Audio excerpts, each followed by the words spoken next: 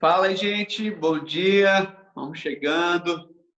Muito feliz de estar aqui com vocês nesse último domingo de mês e literalmente último dia do mês, onde a gente comemorou durante todo maio o nosso mês de aniversário, nosso sexto ano, e nós vivemos um tempo muito especial na semana passada e temos conseguido, né, ao longo dos dias, das semanas, dos meses, aprender muito sobre Jesus, sobre a comunhão, e temos vivido esses desafios coletivos, né, e individuais, desafios que assolam muitos lugares e que agora, depois de quase 3 meses, o Brasil se torna o epicentro de tudo, né? Então, as atenções do mundo agora estão voltadas a nós, né?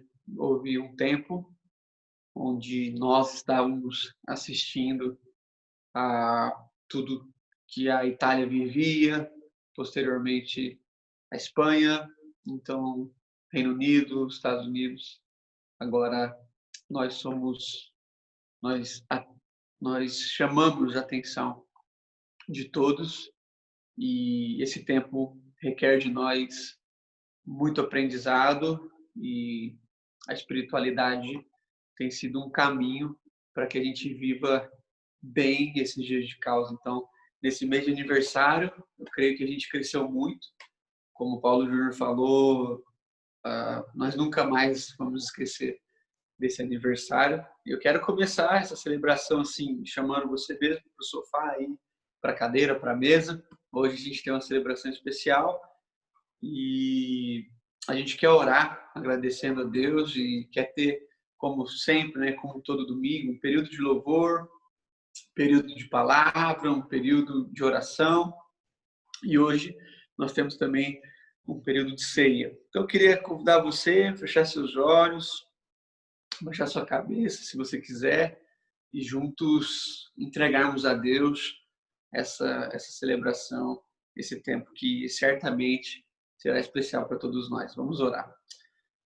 Pai, nós te agradecemos, nós queremos mesmo começar esse tempo juntos aqui como família, louvando o teu nome, pelo privilégio que nós temos de ser parte do teu povo, ser parte da tua família, mas especialmente pelo privilégio que, pela graça que o Senhor nos concede, de viver aqui esse mês de aniversário e ter, durante todo esse mês, aprendido tantas coisas, ser trabalhado em várias esferas da nossa vida e ter podido caminhar mais segundo a tua vontade. Então, nós louvamos o teu nome pela graça, pelo sustento, porque o Senhor tem se revelado a nós dia após dia e tem nos dado condição de experimentar aquilo tudo que o Senhor sonhou para nós e tem nos dado condição de viver bem, apesar de todo o caos que está à nossa volta. Então, nós queremos pedir ao Senhor que esse encontro aqui seja um encontro de muita virtude, que as palavras divididas aqui, que as canções, que as orações, que os recados, que tudo que a gente vai fazer seja assim de muito proveito e seja para o louvor e para a honra do teu nome, no nome de Jesus. Amém. Amém. Eu quero chamar o Rafinha, nosso querido Rafinha, que vai nos conduzir durante um período de louvor, adoração, através das canções, e, como sempre, tem feito isso muito bem. Então, Rafa, mais uma vez, Deus te abençoe, muito obrigado. Conduza-nos em louvor nesse momento. Bom dia, meus irmãos. Bom dia, Dani. Tudo bem com vocês? Espero que todos estejam muito bem. É uma alegria muito grande a gente estar junto mais essa manhã e a Deus poder louvar.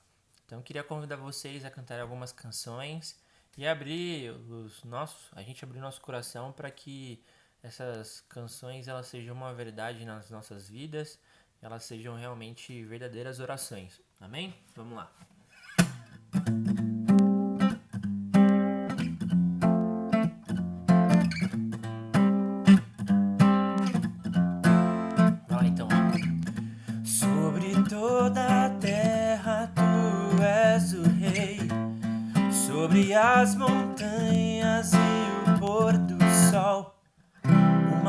coisa só, meu desejo é: vem reinar de novo em mim, sobre o meu pensar, tudo que eu falar faz-me refletir a beleza que há em ti.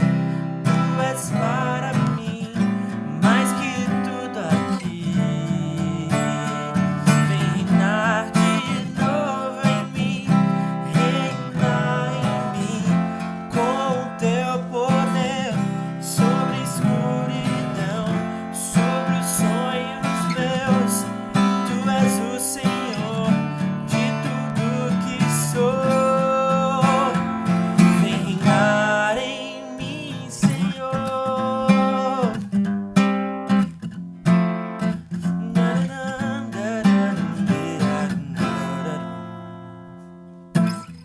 Sobre toda a terra tu és o rei, sobre as montanhas e o pôr do sol. Uma coisa só, meu desejo é: vem reinar de novo em mim, sobre o meu pensar, tudo que eu falar faz-me refletir a beleza que há em ti.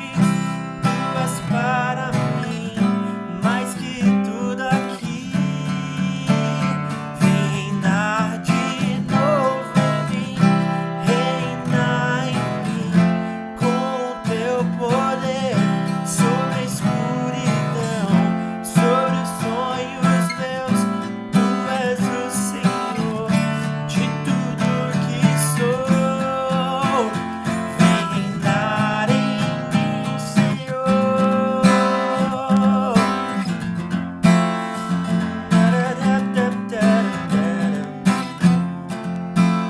Vamos lá. Reinar em mim sobre a escuridão, sobre os sonhos meus. Tu és o Senhor de tudo que sou. Vem reinar em mim, Senhor, reinar em mim com o teu poder sobre a escuridão, sobre os sonhos meus. Tu és o Senhor de tudo que sou. Vem reinar em mim, Senhor. Amém. Que realmente essa possa ser a nossa oração, falando: Deus, reina sobre a minha vida, porque eu entendo que os seus caminhos são direitos, que a tua vontade ela é boa, ela é perfeita e agradável, e eu sei que o Senhor está no controle de tudo, cuidando, Senhor, da minha vida, cuidando da minha existência, porque no fim a gente só existe por causa dele, né? Então, sabendo disso, que os caminhos dele são bons, que ele sempre foi bom, um dia a gente aprende a confiar em um Deus que faz milagres, que ouve a nossa oração e se faz presente aqui. Um dia a gente aprende a dar um passo só de cada vez, mas sem duvidar,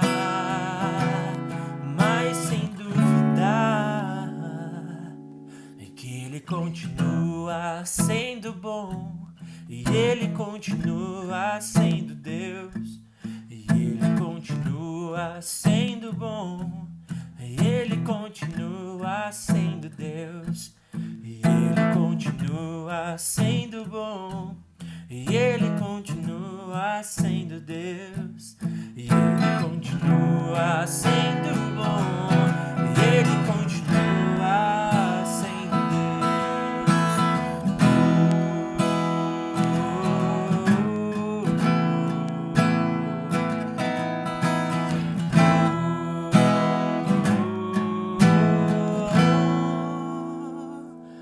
Então chega o dia de viver tudo que se aprendeu, e dia enxergar até o que não se pode ver. Chega o dia de entender, até ouvir o não de Deus, mas sem duvidar,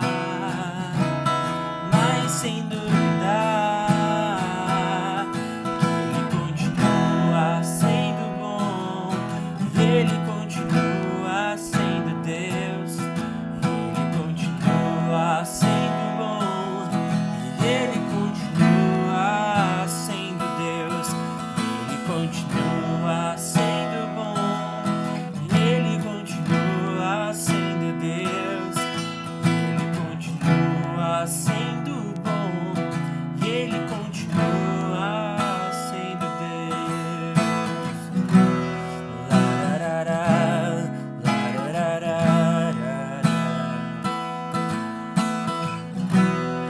Lararara, lararara,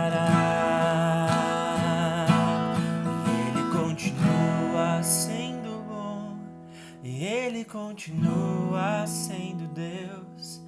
Ele continua sendo bom, Ele continua sendo Deus, e Ele continua sendo bom, Ele continua sendo Deus, e Ele continua sendo bom, Ele continua sendo Deus.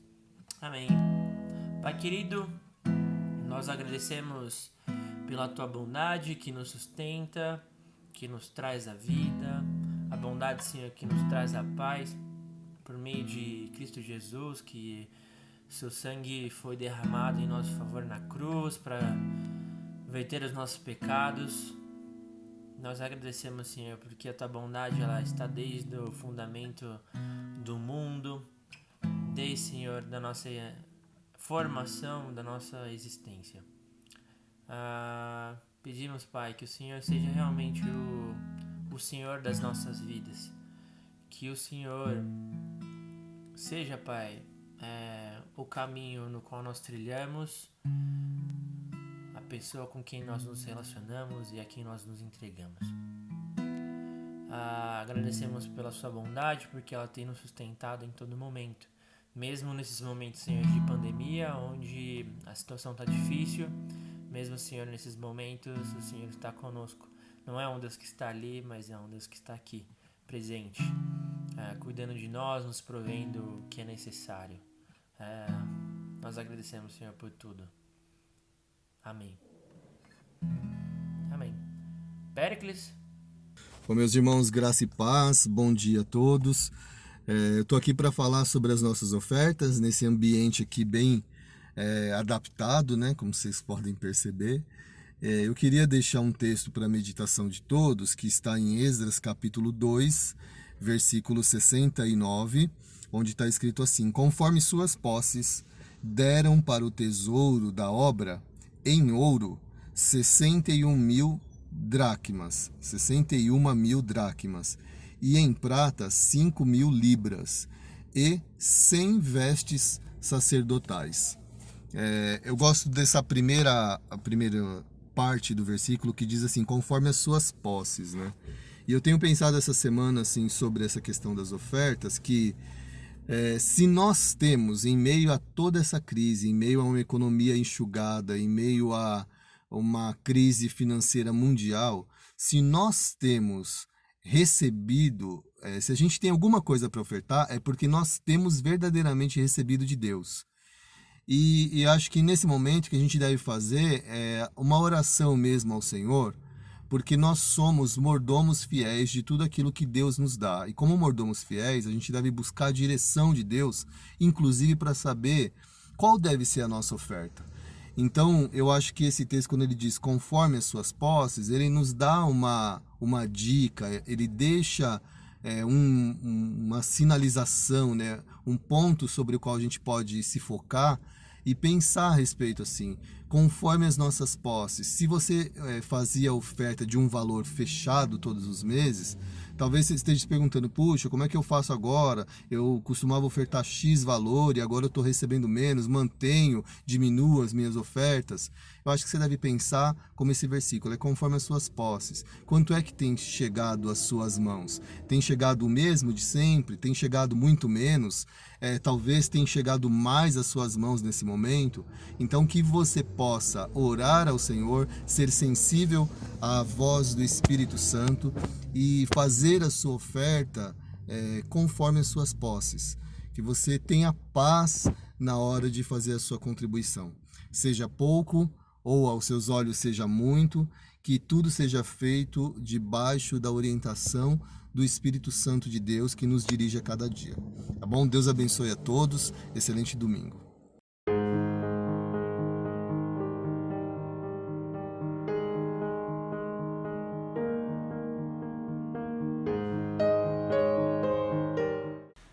Bom dia, pessoal! Bom dia. Como vocês estão? Está tudo bem? Nós estamos bem, estamos em casa nesse tempo difícil, mas a gente está tudo certo aqui. E a gente veio hoje não trazer nenhuma novidade, mas sim trazer os avisos da semana. Então confere aí. Primeiro aviso é que hoje acontece a ceia, então se você ainda não preparou a mesa com o pão e o suco de uva, dá tempo. Vai acontecer depois da celebração lá no aplicativo Zoom e o link você encontra aqui na descrição desse vídeo. A agenda da Doca durante a semana mudou um pouquinho e a gente veio relembrar vocês. Às 21 horas, na terça-feira, no Instagram da Doca 12, você pode conferir uma devocional com louvor, um tempo muito legal, tem sido muito bom. A gente tem, em 2 pessoas, conversado sobre o fruto do Espírito, e essa semana eu que vou conduzir, e a gente vai ter uma convidada especial, surpresa, então não vou contar para vocês. Quinta-feira, às 20 horas, continua acontecendo a Escola da Família com os alunos que já estão matriculados. E no sábado, às 9h30, a nossa reunião de oração acontece ainda via Zoom. No domingo, às 9 horas da manhã, tem um estudo e esse tema, a gente mudou o tema hoje e a gente está falando sobre cosmovisão. É a visão do homem em relação com o cosmos, com o mundo. É uma visão um pouco mais filosófica sobre a existência do ser humano, sobre a existência do homem em Deus, mas a gente quer trazer isso para a nossa mesa, para o nosso debate e tornar um pouco mais acessível para a gente poder entender isso. Então acontece às 9 horas no Zoom. Às 10h40, como a gente está fazendo agora, tem a nossa celebração aqui no YouTube, no canal da Doca 12, um tempo muito especial, muito legal, todo domingo, 10h40. Ainda hoje, no domingo, às 17 horas, acontece a Doquinha, para as crianças de 0 a 5 anos e às 18 horas para as crianças de 6 a 12 anos. E é sempre pela ferramenta Zoom. O último aviso, pessoal, é mais um feedback para vocês sobre o Doca Ação, o que a gente tem feito. E a gente tem conseguido suprir as necessidades que estão sendo apresentadas. A gente conseguiu enviar 30 cestas básicas para a Missão Sal, a gente conseguiu ajudar aquela comunidade e a gente está conseguindo ajudar a nossa comunidade. Com o valor do mês passado de cerca de R$1.000 e esse mês R$600, a gente conseguiu enviar para 2 famílias que preencheram o formulário, estão precisando, e a gente conseguiu abençoar 2 famílias através da doação de vocês. O nosso formulário continua ativo. Se você precisa de alguma coisa, se você precisa de uma ajuda financeira, de uma conversa, de uma oração, não tenha vergonha, escreva lá e a gente vai ter o prazer de te ajudar, o prazer de abençoar a sua vida. Isso vale também para quem quer ajudar, para quem tem disponibilidade de ajudar, tanto quanto tempo, quanto dinheiro. O formulário ainda está aberto, não deixe de preencher. E é isso, pessoal, esses são os avisos. Boa semana para vocês. Ainda curte aí, o Rafa vai ter mais uma música e vai ter a palavra, tá bom? Tchau! Tchau, tchau. Obrigado, Gé. Obrigado, Rafa. Bom, vamos para a nossa última canção.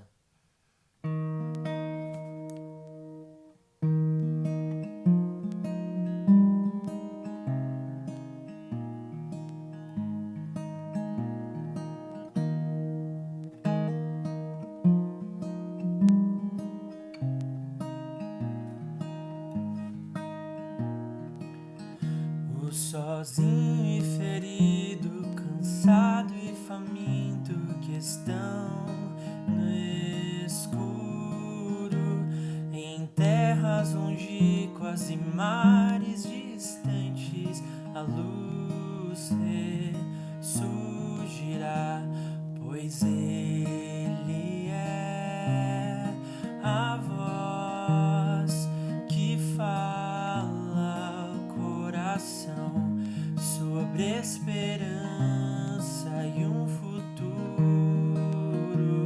além do que se pode ver, e o reino vem aos que o esperam.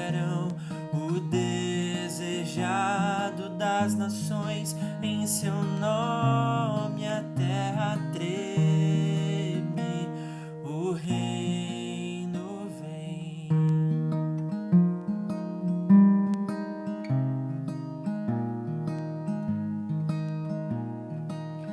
No exaltado e rico, arrogante, orgulhoso, que estão no escuro, em mansões construídas no abuso do pobre, a luz ressurgirá, pois ele é a voz que fala ao coração sobre esperança e o juízo,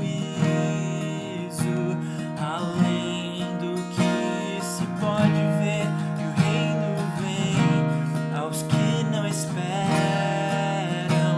o desejado das nações, em seu nome o inferno treme, o reino vem, pois ele é a voz que fala ao coração sobre esperança e um futuro, além do que se pode ver, e o reino vem aos que não esperam, o desejado das nações, em seu nome a terra treme, o reino vem. Oh, oh, oh, oh,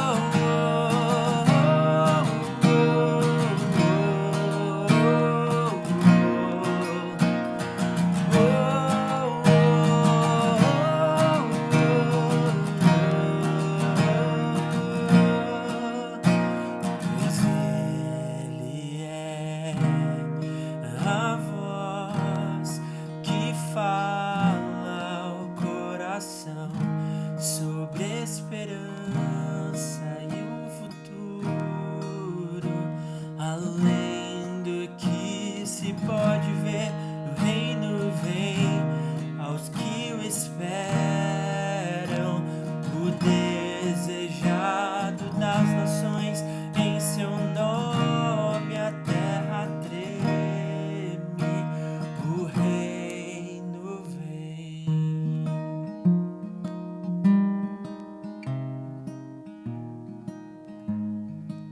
Amém. Pai querido, pedimos que essa mesma voz que fala aos corações, fale aos nossos corações. Por isso, use a vida do Dani nessa manhã, que essa palavra entre nos nossos corações e transforme a nossa vida, transforme o nosso modo de pensar, que a gente seja, Senhor, transformado e que as pessoas elas possam ver por meio do nosso exemplo a face de Cristo Jesus. Mas para isso nós entendemos, Pai, que a gente precisa de transformação. Então vem com o Espírito Santo e fala aos nossos corações com essa voz que vem de Ti. É em Cristo Jesus que nós oramos. Amém. Dani. Valeu, Rafa. Obrigado todo mundo que participou aí e com os avisos, com a ideia do ensino da nossa vida financeira. E agora a gente quer ter uma palavra aqui, um momento de reflexão. Eu estou num espírito assim, muito devocional hoje. Eu fiquei muito feliz que aconteceu essa semana.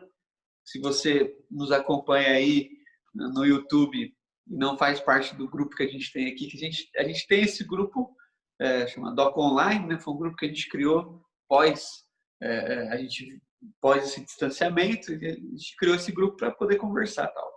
E aí eu acho que foi a Flávia, também não lembro, dia quinta-feira, ela lançou um desafio de marcar as pessoas que estavam lendo o texto de Paulo aos Gálatas.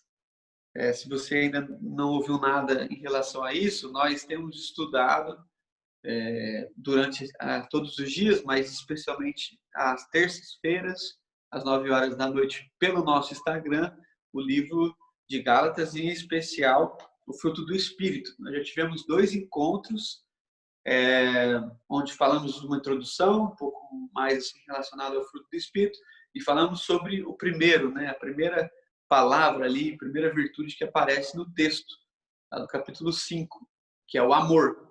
Então, tive a oportunidade de conversar com meu amigo Rafael, que é pastor do nosso ministério também lá em Goiânia.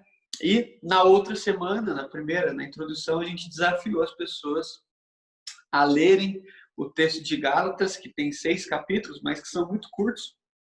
Estou com a Bíblia aqui na mão e hoje, agora há pouco, tive a chance de ler de novo. Eu estava com uma palavra assim, mais ou menos pronta, na minha mente, vinha refletindo. Aí lembrei que eu tinha o compromisso de ler o texto de Gálatas e acabou que, pela leitura devocional, acabou que Deus trabalhou algumas coisas, e como hoje a gente encerra esse ciclo de aniversário, esses domingos, onde a gente teve esse espírito de aniversário de 6 anos, hoje eu queria conversar assim, algo que tem a ver com a leitura e que também foi fruto de uma reflexão que a gente tem desfrutado de algumas conversas com outros amigos pastores, em especial um grupo que eu faço parte lá da minha turma de seminário, e graças a Deus mantenho um bom vínculo com muitos irmãos até hoje. E depois de quase 3 meses de afastamento social, algumas igrejas entraram no dilema a respeito da ceia, Houve algumas denominações que decretaram, falaram pela denominação toda, não deixaram aberto para cada congregação local, e esses amigos fazem parte da mesma denominação e estavam ali colocando uma questão a respeito da ceia, porque uma das igrejas da denominação estava fazendo a ceia online. Hoje tem ceia, mas não era só por isso. E eu comecei a conversar com alguns amigos ali, e no espírito bem amistoso mesmo, mas uma conversa pode ter alguém discordando, não tem problema nenhum. E aí, nessa conversa, um amigo falou que ele é totalmente contra a ceia desse modelo online, porque há uma premissa básica para a ceia, que é a premissa da comunhão, e segundo ele, a comunhão só pode ser vivida pessoalmente. Eu concordo em alguns aspectos e, obviamente, discordo de outros, porque eu fiz algumas perguntas. Uma pergunta que eu lembro que eu fiz se ele tinha certeza se a comunhão só pode ser vivenciada pessoalmente. Eu acho que não também, mas faz sentido. Mas eu perguntei outra coisa que eu acho que é mais difícil de responder, que é a ideia de que se o fato de estarmos pessoalmente, no mesmo, assim, lá na congregação, no salão do prédio da igreja, se no momento da ceia, só porque nós estamos pessoalmente no mesmo lugar, significa que nós estamos em comunhão. E aí eu coloquei algumas coisas e fiquei pensando outras que não escrevi. E para mim faz todo o sentido, porque quando eu leio o texto de Gálatas, e especialmente o texto de Paulo aos Coríntios, principalmente na primeira carta, ali, perto do capítulo 13, 14, no capítulo 11, na verdade, a gente analisa que aqueles irmãos estavam juntos, não havia nada relacionado ao online. A única coisa online, entre aspas, que a distância que Paulo fazia era suas cartas, Mas Paulo está literalmente escrevendo à igreja de Corinto, porque aqueles irmãos estavam juntos, mas estavam totalmente distantes um dos outros. E eu questionei esse amigo, e eu perguntei isso para ele. Eu falei assim: o que nos traz a comunhão? É estarmos pessoalmente juntos ou é estarmos ligados? Entre aspas, o nosso espírito conectado, um irmão fazendo parte da vida do outro. E aí eu perguntei para ele também assim, na sua congregação, todas as vezes que vocês tomam a ceia juntos ou na mesma hora? Porque algumas congregações adotavam esse modelo, não tem nada contra, acho até bonito, aquela ideia de que esperem uns aos outros, né? Aí todo mundo, os presbíteros, os diáconos servem os elementos, e aí você espera e o pastor ou o dirigente fala, agora vocês podem tomar, e todo mundo toma junto. Então, tomar junto é a mesma coisa do que estar juntos? Será que é isso? Aí a conversa tomou esses rumos, graças a Deus, muito respeitoso. E quando eu leio o texto de Gálatas, eu vejo que Paulo teve que lidar com várias congregações, e uma das coisas que Paulo mais trata, pelo menos em Gálatas e aos Coríntios, é a questão da religiosidade, é a questão do quanto nós temos uma tendência natural de nos apegarmos a alguns ritos e nos distanciarmos da espiritualidade sadia, vamos colocar assim. E aqui, uma das coisas que Paulo coloca agora na carta aos Gálatas é justamente a dificuldade que aqueles irmãos estavam enfrentando em se manterem no que Paulo chama de verdadeiro evangelho. E eu vou dar uma passeada aqui na carta inteira hoje, então seria legal você ter a Bíblia de papel, facilita para o seu entendimento aí. Há uma coisa que Paulo está trabalhando aqui, e Paulo fala logo ali no capítulo 1, no versículo 6, ele diz assim, admira-me que estejais passando tão depressa daquele que vos chamou da graça de Cristo para outro evangelho. Então, Paulo tem essa menção, né, de outro evangelho. Depois ele fala que se alguém pregar outro evangelho, que seja anátema, né, que seja maldito. Então, há uma discussão em série aqui, relacionada ao texto, que é o fato de que quando Paulo planta essa igreja, depois de um tempo, alguns irmãos que se converteram ao cristianismo, mas eram oriundos do judaísmo, eles começaram a ensinar nessas congregações ali da Galácia que o cristianismo não negava, de certa forma, algumas práticas do judaísmo, ou seja, não tinha caducado tudo, e que eles precisam se circuncidar. Esse era o grande drama dessa carta aqui. Eles precisavam voltar a algumas práticas que eles chamavam práticas da lei.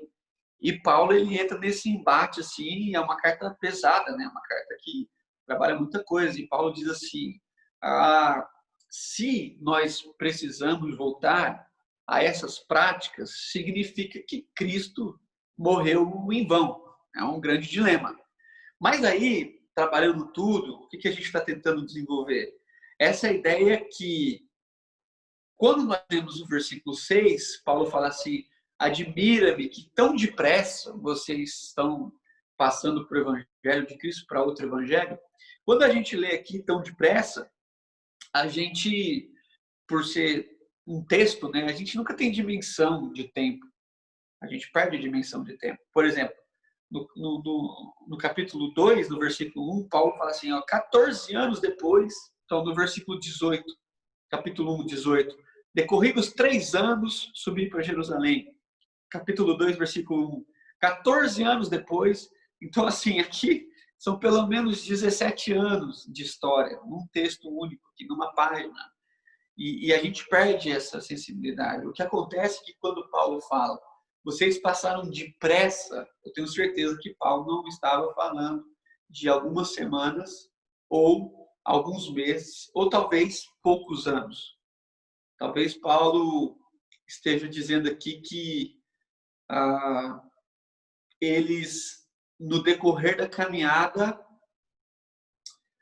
perderam o link com o que de fato era o Evangelho e se deixaram, caíram nessa vala desse mistério, né? Dessa coisa que é a graça, os méritos, né? As regras, o comportamento teoricamente adequado. E Paulo vai dizer que isso, teoricamente, né? Eu estou dizendo isso. Eu creio que isso é um risco de todas as igrejas. E aí, pensando hoje, assim, e essa semana, lendo o texto de Gálatas, e principalmente esse versículo 6, vocês passaram tão depressa. Quando a gente olha para a história da Doca, alguns aqui caminham desde o início, né? Lucas, Karine, Flávia, Nafim, enfim, Tiago, estava lá na primeira celebração, Jaque. Quando a gente olha para esses 6 anos, a gente facilmente pode usar essa mesma expressão. Foi muito depressa. Foi muito depressa. É tão intenso que parece que é mais rápido, mas quando a gente respeita a história e vê os passos que Deus nos fez tomar e percebe que quando a gente começou a congregação, ninguém era casado, nem eu.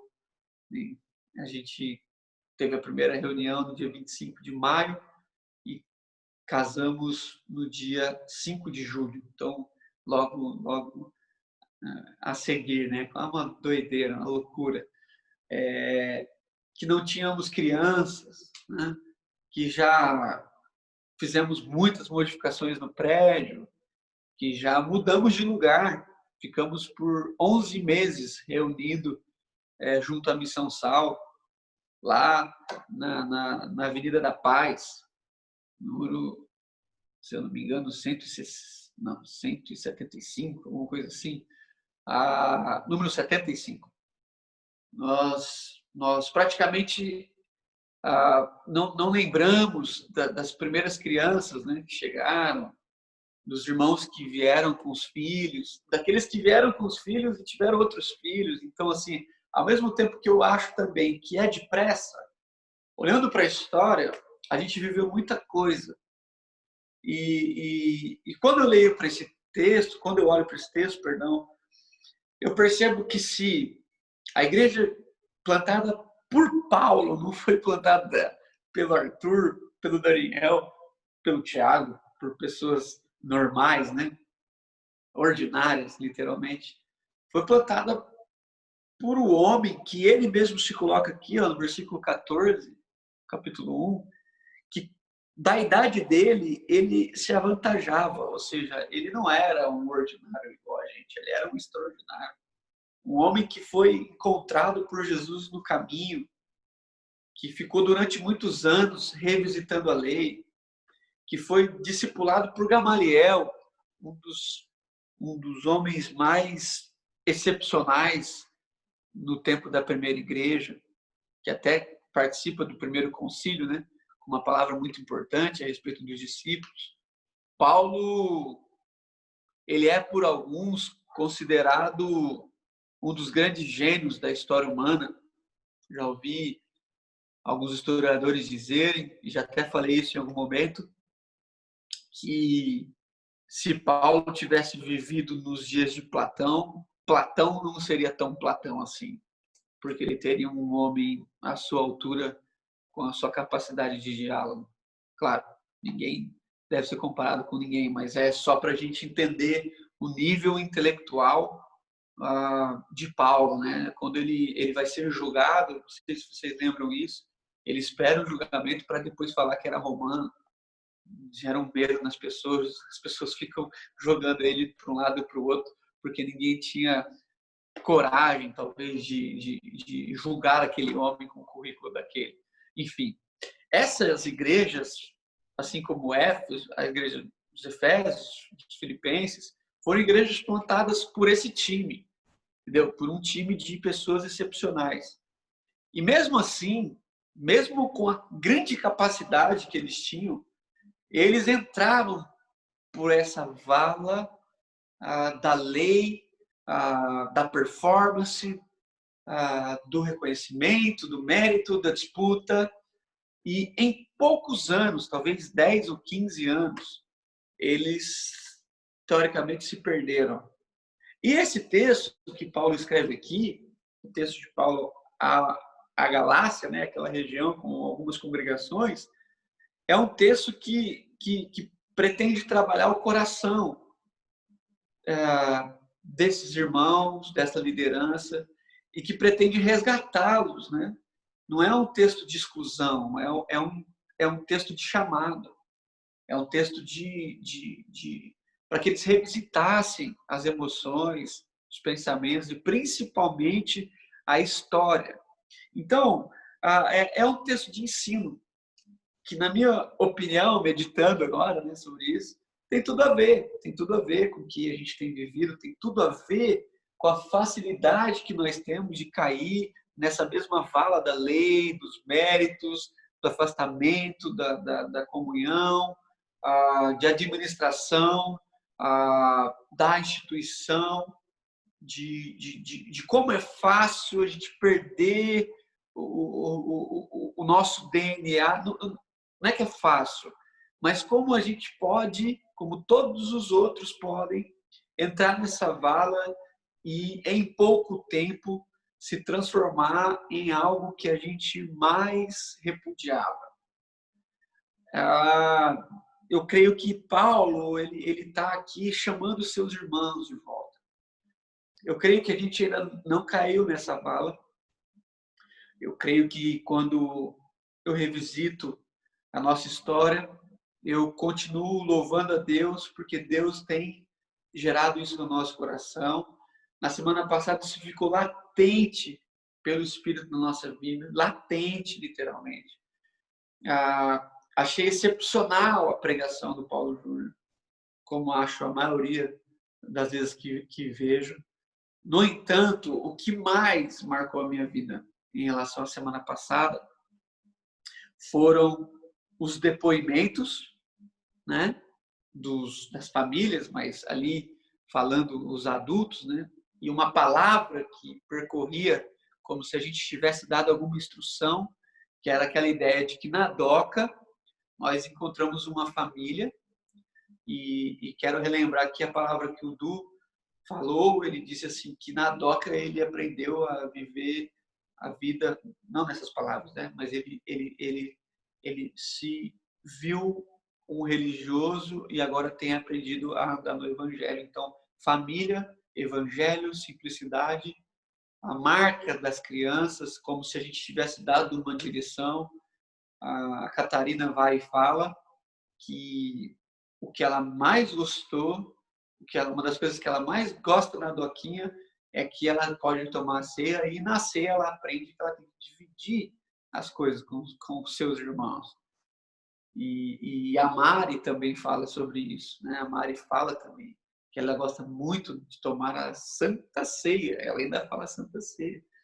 E isso tudo marca para mim, e acredito que para você também, a ideia de que, graças a Deus, nós estamos bem fundamentados. A mesma palavra que a gente encontra na boca das crianças, é a palavra que a gente encontra no coração dos mais velhos, é o que dizem de nós. Então, tenta entender isso. As crianças trouxeram uma palavra sem nenhuma instrução. Perguntei para os pais, você falou alguma coisa? Você deu aquela doutrinada? Você estava lá, fala isso? Não. Eles não fizeram isso. Perguntei para o Paulo Júnior, né? Caramba, cara. As pessoas até falaram assim, não perguntei, né? Mas falei para ele, algumas pessoas acharam que eu dei até instrução para você, mas eu não dei. Era que Deus queria trabalhar. Então, através das crianças, através da palavra pregada por um convidado e através das famílias representadas pelos adultos, nós tivemos essa linha. Então, isso significa o quê? Que nós realmente estamos fundamentados no que nós sempre queríamos ser. E que agora, de fato, nós somos. Então, quando eu leio me admira que tão depressa vocês passaram para outro evangelho que não de Cristo, eu fico me apegando ao fato de que será que isso também não vai acontecer com a gente? E a resposta é imediata. Claro que vai. Se a gente não se distanciar do que é a verdade de Deus, da sua palavra, e o que é a verdade de Deus também a respeito de nós. Então, quando eu olho para esse texto e vejo esse drama que Paulo enfrenta com essa igreja, com essas igrejas, eu consigo tirar algumas coisas daqui, e eu queria te convidar a fazer isso comigo, para que isso que é para nós um fundamento seja mais uma vez assim, que a gente possa bater mais uma vez nessa estaca, para que isso seja ainda mais profundo na nossa vida. É interessante que quando a gente analisa os frutos, ou o fruto, né, singular ali, o fruto do Espírito, as virtudes que Paulo trabalha são virtudes relacionadas à comunhão, à vida cotidiana, ao outro, né? Então, amar do que amar alguém, amar Deus para amar os outros. Para você ficar alegre, geralmente sua alegria tem a ver com alguém. Para você ser paciente, você tem que ser paciente com alguém. Para você ser bondoso, você tem que ser bondoso com alguém. Então, é interessante perceber que Paulo vai construindo essa ideia de que o que nos coloca nessa vala da religiosidade e da lei também tem a ver com o distanciamento que a gente tem no fato da simplicidade, da comunhão, de uma espiritualidade que envolve a congregação. E Paulo vai dizer assim, as obras da carne são conhecidas, mas o fruto do Espírito é esse. E quando ele começa a falar coisas que são coisas referentes à vida cristã, referentes à comunhão, à congregação local. Então, essa igreja cai nessa vala da lei, onde eles queriam marcar literalmente o corpo daqueles homens com a circuncisão, nessa ideia de que era necessário, e outras coisas. E Paulo vai dizendo, não, não é isso, é por outro caminho. E lá em Coríntios, praticamente a mesma coisa, quando eles começaram a dar voz a dons que ganharam evidência na congregação, mas os dons que ganharam evidência na congregação distanciaram as pessoas. Ao ponto de que, mesmo em meio a uma igreja com muitos dons, você tinha uma igreja onde, quando eles iam participar da mesa, Paulo vai dizer que eles participavam, cada um, da sua própria mesa. Paulo diz, cada um come o seu próprio pão e ainda come apressadamente. Então, são pessoas muito motivadas nos acertos em relação a Deus, mas pouco conectadas com o outro. Então, são pessoas que querem prestar o melhor culto, e não tem nada de errado nisso, mas são pessoas que, em nome do melhor acerto, em nome da coisa mais direita, acaba deixando de lado o que para Cristo é primordial, que é a comunhão, a família. É por isso que Paulo coloca tantas vezes aqui que nós somos família de Deus, em Gálatas, que nós somos filhos de Deus. Então você encontra isso no capítulo 1, logo no versículo 2.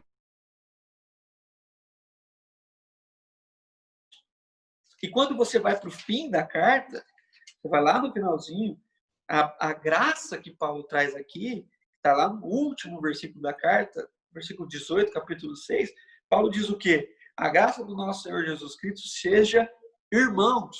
Olha lá, irmãos com o seu Espírito. Então ele está tentando dizer assim, gente, vocês são família, e como família, voltem ao verdadeiro evangelho, ou seja, saiam desse sistema de lei que tem como objetivo os acertos mais, as coisas mais bem feitas, mas que deixa de lado outras coisas. E aqui, quando a gente percebe que os frutos do Espírito são frutos que têm a ver com o coletivo, eu gosto muito de um texto que está aqui no capítulo, vou achar, capítulo 5, quando Paulo ele vai falando do quanto ele sofreu, e ele usa a expressão que ele sentia como que dores de parto. Eu acho isso assim, no mínimo fantástico. Ele diz assim: eu sofro como que dores de parto até que Cristo seja forjado ou formado em vós. Então preste atenção. Ele está dizendo assim: eu sofro muitas dores para ver Cristo formado em vocês. Quando a gente olha o fruto do Espírito, a gente percebe que toda a nossa busca no Espírito é para que no fim as nossas relações sejam mais ajustadas. E quando Paulo fala, eu sofro para que vocês sejam forjados, é porque a gente tem que perceber que a vida cristã também está nisso. Que o meu empenho com a minha espiritualidade, com a minha oração, com a minha devoção, com as minhas reflexões, esse empenho não tem a ver só para que eu seja melhor, mas esse empenho tem a ver com tudo. Por isso que Paulo lá em Coríntios vai dizer que quando um sofre, no capítulo 12, todos sofrem com ele. Então, Paulo está dizendo assim, eu sofro dores de parto, segundo os especialistas, né? Aquela coisa que é uma dor terrível, mas é uma dor que gera, né? É uma dor que gera vida e que tem a ver com o outro. Então, a mãe sofre a dor para que o filho nasça. Paulo sofre a dor para que o filho encontre de novo a sua vocação. E uma vez, indo pregar num lugar, eu lembro até que o Samuel da gente estava comigo. Eu não lembro a cidade. Não lembro. Eu lembro só que o Samuel estava comigo e que era esse o tema. Estava lá, atrás de mim, um banner bem grande, escrito assim, sofro como que dores de parto até que Cristo seja formado em nós. Está escrito em nós. Aí eu fiquei assim, pai, sabe quando você pensa, tem uma coisa errada com esse versículo, vou dar uma olhada lá. Eu abri a Bíblia e falei assim, tá bom.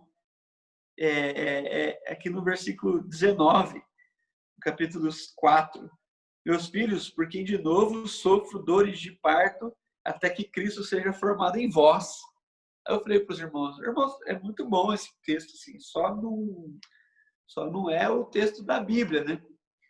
Porque não é Cristo formado em nós, é Cristo formado em vós. Então tem uma leve diferença, que pelo menos propõe que o esforço da minha vida é ver Cristo também formado em você. E se tratando do que nós estamos falando aqui, isso tem tudo a ver, porque esses testemunhos e tudo isso que a gente está construindo, a minha espiritualidade é sempre em favor de alguém. Eu quero ser mais santo para que os meus irmãos desfrutem de um homem mais santo. Eu quero ser mais puro para que os meus irmãos relacionem com um homem mais puro.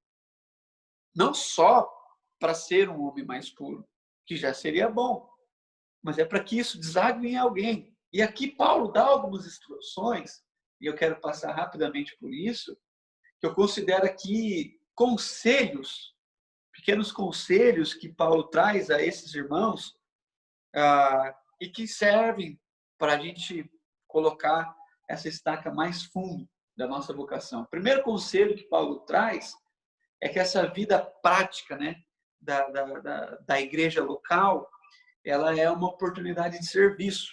Se você quiser, acompanhe comigo aí o versículo 13 do capítulo 5. Paulo diz assim, porque vós, irmãos, fostes chamados à liberdade, porém, não useis da liberdade para a ocasião da carne. Seja antes servos um dos outros em amor. Paulo vai dizer que, por cima, que a vida da congregação local, ela é uma vida de serviço. Então, assim, um conselho prático que Paulo pode nos dar é que a gente vai continuar bem na nossa vida para fazer 12 anos, 18 e 30 e por aí, quantos Deus quiser nos dar de vida como congregação, se a gente servir né? Se a gente continuar sendo a favor do outro. E aqui o serviço é até interessante, porque ele está meio que colocado ali um negócio que parece pecado, né? Não useis da vossa liberdade para dar ocasião à carne. Então aí você pensa logo alguma coisa relacionada à sexualidade, né? Uma coisa assim, muito má tal. E Paulo está dizendo assim, não deis ocasiões também para que vocês não fiquem aí usando um ao outro, para que as suas relações não sejam relações de comércio, para que você não se aproxime dos outros pelo que eles podem dar, para que eles podem te oferecer, mas seja direcionado nas relações através do modo operante do serviço. Uma comunidade que serve, que se alegra, quando o irmão está chegando, o outro está pensando numa vaga para ele parar, que se estiver chovendo, ele quer logo pegar o guarda-chuva, que quando chega um neném, aquela coisa assim, que a gente poder ter um ambiente favorável, que antes de começar a celebração, há pessoas que estão preocupadas se as cadeiras estão limpas. É um ambiente de serviço, e não só do deleite. Que bom que aqui está tudo muito arrumado. Não, Paulo vai dizer que sim, que é bom que a gente continue nesse espírito de serviço. Outro conselho muito claro que Paulo deixa aqui para nós, no versículo 26, do mesmo capítulo 5, esse é um pouco mais ríspido, né? Ele diz assim, não nos deixemos possuir de vanglória, provocando uns aos outros e tendo invejas uns dos outros. Interessante que numa família, congregação, uma empresa, independente do número de pessoas, sempre tem aquele que provoca os outros, né? Aquele irmão que ele gosta mesmo de trazer, a gente chamava do leve trás, né? O cara fala uma coisa, fala outra e nunca fala para de quem ele está falando. Paulo vai dizer em outro momento sobre a fofoca, né? E isso é de certa forma infantil. Aqui ele está dizendo assim, irmãos, não fiquem possuídos desse espírito e que um provoca o outro. E esse ambiente de provocação, no fim, gera o quê? Ele bem coloca, gera inveja. Uma comunidade que, primeiramente, não é uma comunidade de servos, que fica lá preocupada em quem quer servir quem, vai se tornando uma comunidade de provocadores, né? De observadores. E esses observadores, porque estão com muito tempo para observar, acabam sendo invejosos. E para haver inveja, não precisa mais do que duas pessoas numa relação. Então, Paulo vai dizer claramente, não sejam invejosos, meus irmãos. Nós estamos num tempo difícil.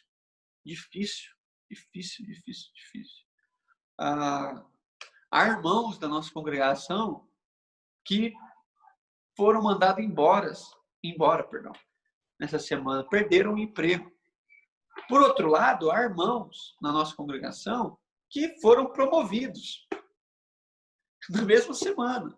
Há irmãos que desfrutam de uma casa grande, há irmãos que desfrutam de uma casa pequena, há aqueles que têm carro, aqueles que não têm. E esse ambiente de comparação, de provocação, gera inveja. Não falta dizendo assim, gente, se você primeiro servir o outro, a última coisa que você vai ter dele é inveja. Então, alegre-se, né? Em outro momento ele diz, alegre-se uns com os outros.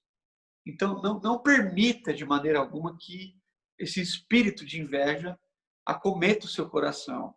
Então, nesses dias que nós estamos vivendo, vamos aprender e vamos manter isso como um fundamento, de ter o outro num lugar precioso no meu coração e de ter nas nossas relações sempre essa lembrança que nós não daremos ouvido para provocadores, para invejosos, não. Nós continuaremos aqui firmes como uma comunidade de serviço. E se por um acaso, por algum momento, passa a inveja no seu coração, você vai lá, ora e tenta fazer com que isso não ganhe espaço na sua vida. Outro conselho prático que Paulo diz aqui, está logo no versículo abaixo, no versículo 1, capítulo 6, ele diz assim na parte B do versículo: corrigiu com espírito de brandura. Então, se alguém na comunidade que está vivendo alguma falta, né, que ele coloca, ele diz assim: se alguém, por exemplo, se há algum invejoso na comunidade de vocês, aproveitem que vocês são espirituais, coloca aqui, e vai lá e corrige o irmão com brandura. Eu percebo que uma comunidade sadia é uma comunidade onde os irmãos têm autoridade de corrigir o outro, mas corrigir o outro com brandura, corrigir o outro em amor. Olha como uma coisa está ligada à outra. Pessoas que são leve-trás, elas geralmente nunca têm coragem de falar com a pessoa. Quantas vezes você já não foi constrangido nisso? Paulo está dizendo assim: não, há algum irmão que está vivendo essa falta, chega nele e corrige com brandura. Quantos testemunhos eu já não dei aqui de vezes que um irmão ou outro me chamou com autoridade, com brandura, com espírito correto e me confrontou de algo que por acaso eu estava ou naquele momento eu estava completamente equivocado. E uma vez, me lembro que conversando com alguém, eu lembro quem era, só não vou falar, eu pedi a essa pessoa. Eu falei assim: então, rolou um constrangimento, eu falei assim: então, da próxima vez, você vai e fala para mim. Porque se você falar para mim, a gente resolve isso muito mais fácil. Primeiro que eu vou te agradecer. Se você falar no espírito certo, obviamente, eu vou te agradecer, porque você está me salvando. É a minha chance. Então, eu vejo que uma comunidade sadia, se eu usei a expressão leve e traz agora há pouco, a gente pode usar popularmente aquela ideia do mimimi, sabe? Quando alguém vai falar com o outro, aquela pessoa perde a amizade. Não, pessoas maduras, pessoas sadias, sabem ouvir, sabem ser confrontadas. Mas Paulo está dizendo assim, aos que vão confrontar, façam isso com espírito de brandura. Então, numa comunidade sadia, há um espaço de correção mútua, onde hoje sou quem corrige, amanhã eu sou corrigido. E nisso vou sofrendo como que dores de parto até que Cristo seja formado em vós e vocês em favor de mim, e numa comunidade onde a cada passo que a gente dá, as pessoas vão reconhecendo mais que somos parte de Deus, que somos família. Mais um conselho, penúltimo. Paulo diz, logo aqui no versículo 2, no capítulo 6, é o seguinte: levai as cargas uns dos outros e assim cumprir as leis de Deus. Então, nós podemos e devemos também, se devemos ser servos, se devemos confrontar, se devemos nos alegrar, nós devemos e podemos levar as cargas uns dos outros. Uma comunidade sadia é uma comunidade que divide o fardo, né? Poucas semanas atrás falávamos disso, né? Quando Jesus chama as pessoas e diz Benjamim, todos que estáis cansados, sobrecarregados, eu vos aliviarei. Mas uma comunidade de discípulos de Jesus são aqueles que já fazem parte do time que trabalha com Jesus para aliviar os outros. Então, nós constantemente seremos aliviados por Jesus e encontraremos o nosso descanso em Jesus, mas nós somos aqueles que são descansados por Jesus e que descansam os outros. Nós levamos os fardos uns dos outros. Essa é uma marca da nossa comunidade. Uma marca da nossa comunidade é a Flávia, o Thiago, nos deu a graça de relembrar isso. Lá no meio do louvor, entrou aquele vídeo da Bibi, que aí o Ministério de Lágrimas fez a sua parte. Eu acho que quase todo mundo chorou. Quem estava naquele dia do culto de gratidão que fizemos em favor da Bibi, com certeza se emocionou. Uns choram, outros não. Nossa ideia não é arrancar lágrimas de ninguém, mas eu esqueci de perguntar quem teve essa ideia, e a hora que passa o vídeo para o momento de 3 anos atrás, que nós temos a graça de sermos lembrados, que vivemos um desafio tão grande na nossa congregação, eu me lembro disso aqui, uma comunidade que leva as cargas uns dos outros. Eu me lembro, meus irmãos, faz só 3 anos, mas a gente é tão intenso que às vezes parece que faz uma eternidade. Mas eu me lembro lá, foi em junho, né? Em julho, nós tivemos o casamento do Juninho, nosso glorioso Kit Kat, né? Da Esther. Nós tivemos lá, graças a Deus, lembrando desse casamento, a Bibi estava lá e tinha sido assim, logo ali que ela tinha vivido aquilo. E ela ali, com o Rafa, dirigindo algumas canções, e completamente cega. Me lembro lá em casa, quando a Bibi foi lá, e eu morava naquela casinha que tinha escada, e eu subindo com a Bibi, e a Carol subindo com a Bibi, e eu lembro que eu fui fazer alguma coisa lá fora, arrumar, limpar o carro, não lembro. Quando eu subi, que eu fui ver o quarto que a Bibi estava, a Carol tinha arrumado lá tudo, sim, e tinha levado água para a Bibi, tinha não sei se vocês lembram, a Bibi tinha a hora certinha para colocar o colírio, né? E tudo mais, e estava tudo certinho. E aí, quando eu subi, a Carol estava lá explicando, Bibi, que tá só água, que tá só coisa. É um exemplo pessoal, não tem problema, vocês entendem a nossa vida. E ali, assim, a gente literalmente levando uma carga. E assim como a Bibi já levou nossa muitas vezes a Bibi já socorreu a nossa casa, minha vida, nossa amizade antiga, Bibi, nossa madrinha de casamento. Então, assim, isso aqui, para mim, não pode ficar refém ao passado, né? A gente com docação, tentando fazer de tudo para que a nossa comunidade, em primeiro lugar, esteja abastecida. E alguns vão dizer assim, vocês são uma comunidade muito voltada para dentro, não abençoam ninguém. Pode ser que alguém pense isso, tal, mas aí eu preciso lembrar alguns irmãos o texto do versículo 10, capítulo 6, que diz assim: por isso, enquanto tiverdes oportunidades, façam o bem a todos, mas principalmente os da família da fé. Quem não sabe abençoar os que estão mais perto, não tem direito, vamos dizer assim, não vai entender a ideia de querer abençoar os que estão muito mais longe. Então, para mim, é uma coisa que começa com os primeiros e chega até, entre aspas, os últimos.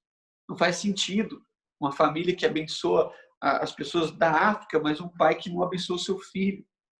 Então, Paulo está dizendo isso. A gente teve essa oportunidade. Então, assim, nós levamos as cargas uns dos outros. Às vezes a gente leva e às vezes a gente coloca. Então, não sei, depende. A vida é sempre essa. A gente está num lugar, depois a gente está no outro. Então, por fim, a gente quer, assim, terminar com a ceia, né? Então, você vai ter esse tempo, a gente vai tocar uma música. E eu queria muito que esse texto que nós estamos lendo durante algumas semanas e vamos continuar lendo, entre mesmo no seu coração, para que no decorrer do tempo, eu, você e literalmente a comunidade inteira possa continuar desfrutando dessa bênção do serviço, dessa bênção de se alegrar ao invés de ter inveja, dessa bênção de se corrigir mutuamente, dessa bênção de levar a carga dos outros, dessa bênção de ter essa concepção de que nós primeiro precisamos ajudar quem está mais perto para poder cooperar com quem está mais longe. Então, assim, nós podemos cair na vala da discórdia, na vala da lei, na vala da moralidade, na vala da religiosidade, assim como todos os outros. Nós não somos melhores do que ninguém, não temos autoridade maior do que ninguém. Nós somos iguais ou menores, porque Paulo vai dizer também que os pecadores ele julgava ser o maior pecador. Então, assim, que hoje você e eu, ao participarmos aqui da ceia, possamos lembrar que não significa que estar no mesmo espaço garante a nossa comunhão. Como não significa que longe garante a nossa comunhão. O que garante a nossa comunhão é o nosso espírito sendo trabalhado pelo Espírito de Deus e sendo dirigidos pelo Espírito de Deus, ao ponto de que agora, em Cristo, nós podemos dividir, repartir a nossa vida com os nossos irmãos. Esse é meu corpo, esse é meu sangue, que é dado por vós. Nós vamos escutar uma música. Enquanto nós escutamos essa música, queria convidar você a orar comigo, orar sozinho, né, com a música, e alguns vão aproveitar para arrumar a mesa, e o link do Zoom já foi disponibilizado. Se você não recebeu, você pergunta aqui no chat, aqui do lado, e algumas pessoas vão responder para você qual é o link. Nós vamos participar agora da ceia. Que Deus possa te abençoar muito e que se porventura você não vai participar da ceia com a gente, que da mesma forma você se sinta incluído nessa comunidade de pessoas normais que completou 6 anos, mas que quer completar todos os outros que Deus quiser, mas no espírito correto, nessa brandura, no nome de Jesus. Amém. Fiquem com a música e voltamos com a ceia.